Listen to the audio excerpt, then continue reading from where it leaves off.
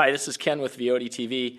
We're going to talk to Alan Hoops. Alan is president of Silverstar Communications in Wyoming, and I had the pleasure of being on a panel with him a few months ago, and he talked about the challenges of culture when it comes to IPTV, specifically employee culture. I suppose getting customers used to that kind of idea of a different kind of cable system. So, Alan, if you could talk about that topic for a moment, that'd be. Culture still continues to be a challenge. Probably the biggest challenge is with getting employees to believe in the product, particularly in light of the vendor challenges with the product.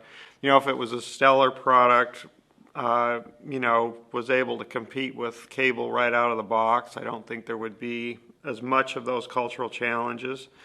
But with the various interconnected vendors and having some problems getting the product out in a stable fashion, that has continued to be a challenge with employees.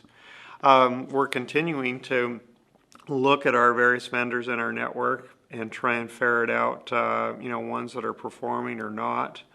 And we've been working on that. We've also acquired a bunch more test equipment over the last 6 months to be able to try and pinpoint some of the areas of concern. I believe that's giving our employees more confidence than they did have before, that we're serious about solving this and that video is here for the long term, that we intend to stick with it. I think there was the hope that from employees that we'd give up and kick video out the door, but I just don't see it going away given the competitive threat of other cable companies. And that seems to be the theme of what we've heard the last couple days. I mean, there's the